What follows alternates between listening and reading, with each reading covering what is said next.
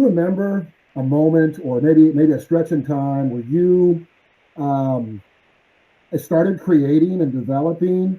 And then, kind of a two-part question: at what point did you realize, hey, I really enjoy this. I'm pretty good at it, and I want to commit to to a career, my life, to doing this. Well, that's kind of a funny story, really. When I was about 4 years old, living in West Virginia, my brother had won a bicycle, a small bicycle, in a local convenience store raffle. You know, like a drawing where you go in and you buy something and you put a piece of paper and they pull the number out. And so he won this bicycle, and I remember him telling me that he had won the bicycle with a drawing, and I had thought that that meant he did a drawing and he got the bicycle. And so I guess at that point in my life, it kind of cemented the idea that you can you can get something with this particular skill. You were described as an industrial designer, Matthew. What does that mean exactly? Who comes to you to work with you, and what do they ask you to do? Sure, it's a great question.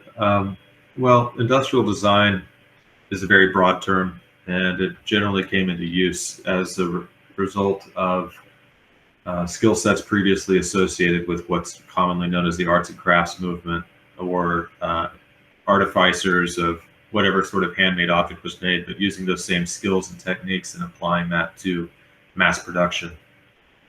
So generally, it simply means anyone who is applying some form of aesthetic design process to something with the intent of it being mass produced. Now, like I said, that's a very broad term, and sometimes it takes equal parts of engineering and design, or fine art, or business acumen, or marketing. I mean, it's a very, very broad subject. And so as a result, people have a tendency to either practice as a generalist, like, let's say, a Raymond Loewy, where, they do just about everything from interiors to cars to products to now you would say even interface designers for interactive displays are calling themselves product designers, which I think is kind of funny. I think of the traditional product designers are kind of not too pleased about that semantic interchange. But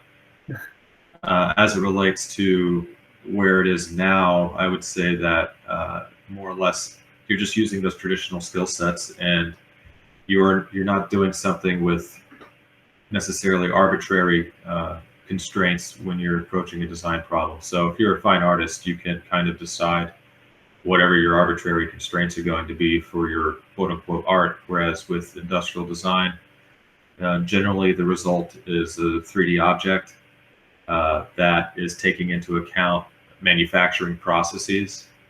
Now that could be abstracted into, perhaps if you're doing concept design for feature film, and you're still using those same skill sets, but ultimately the final product is a flat graphic on a screen, which is projected. You're still emulating the processes that resemble manufacture to achieve plausible results. So the outcome is the same. Yeah, your body of work is obviously remarkable. You have worked in film and television. You've worked in automotive design. You've worked in industrial design.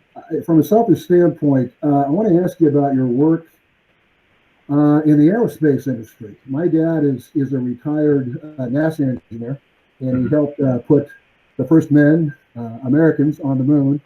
Awesome. As part of the team with NASA then. He doesn't talk about it because he's very humble. So I am emotionally connected to the aerospace industry. What would you do? And my dad would be immensely interested to learn this from you. What do you do for your aerospace industry clients as an industrial designer, Matthew? And how does that further their initiatives? Sure. No, that's a great question also.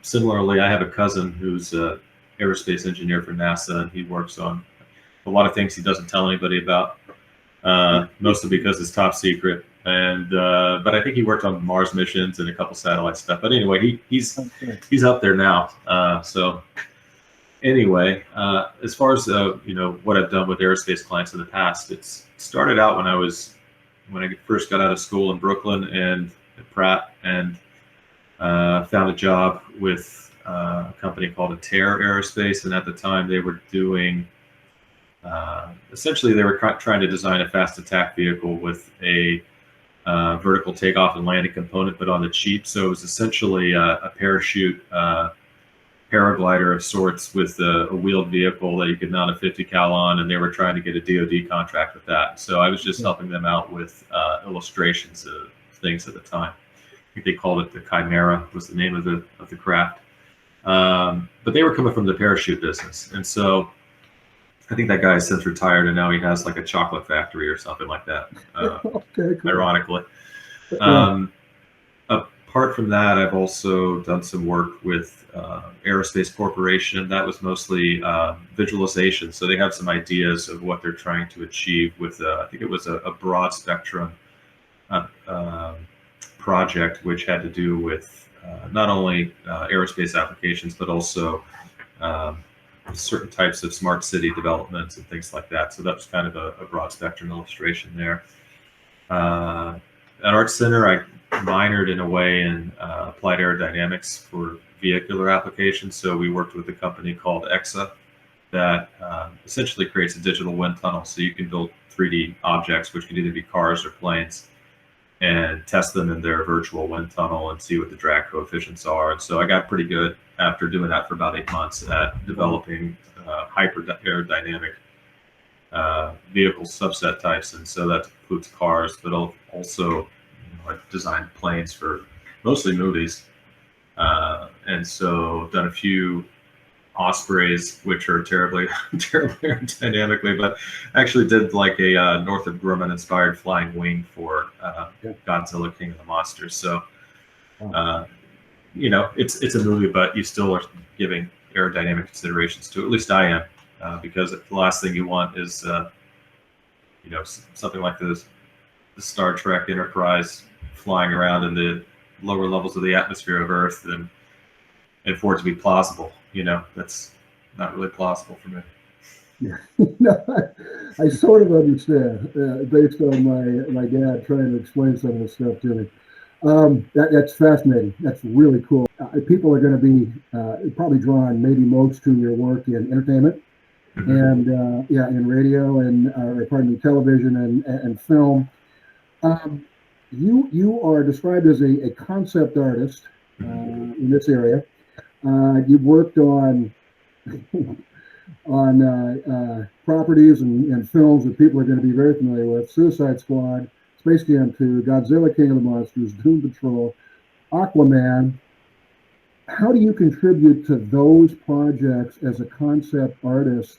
And what specifically do you lend to the film and help enhance it and make it entertaining for an audience? Sure. It really depends on the project. So for right now, I'm working on Star Trek PICARD, and so for Star Trek, they have me doing a variety of architectural environments, some interior work on some sort of spacecraft. For different films, for instance, Godzilla, I was hired exclusively to do vehicles. So I designed a submarine, a giant airplane, some fighter jets, some aircraft interiors. For AQUAMAN, I was hired to design visual effects, which is totally different. And then, so it kind of runs the gamut of, there's a few things that I'll usually be hired to illustrate or design for a film or a television project. It's props, which is for Suicide Squad, I designed like 90% of the weapons and props in that. Wow. For Space Jam, that was mostly environment concepts. For, like I said, King of the Monsters, it's vehicles, and for AQUAMAN, it's visual effects. So that's kind of the spread. There may not be an answer to this question, but what have you not done in your career that's still out there that you're like, this is something I really want to do? I haven't done it yet.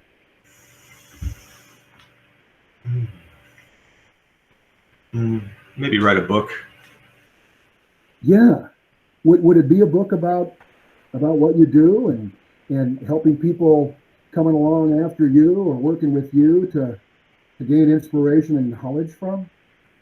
Possibly. I'm actually more at this point. I mean, that would be a component, but I think also I'm pretty interested in macro systems of I guess ways of looking at large types of seemingly unrelated content and having a sort of sieve or a key that enables you to contextualize it all at the same time. So, for instance, with visual language, it isn't really codified in the same way that music is, where in music you have scales, you have chords, you have certain types of organizational structures. With science, or you have the periodic table of elements, or different types of theories as it relates to physics. Doesn't really exist in visual context, and the discussions on it. So there's a lot of opportunity, I think, for innovation in that from just a philosophical standpoint, and that would be something that I love working on what I do, but it's simply a job. Any job becomes a job at a certain point. It's just I feel that if you're doing something you enjoy, it's less stressful, and it doesn't really feel like a job as much as the job that is stressful. And that's kind of the goal, really, is less stress. I think most of us understand exactly what you just said there. This has been remarkable, informative, but also really entertaining. Thank you very much. Great. It's my pleasure, John. Thank you so much. Absolutely.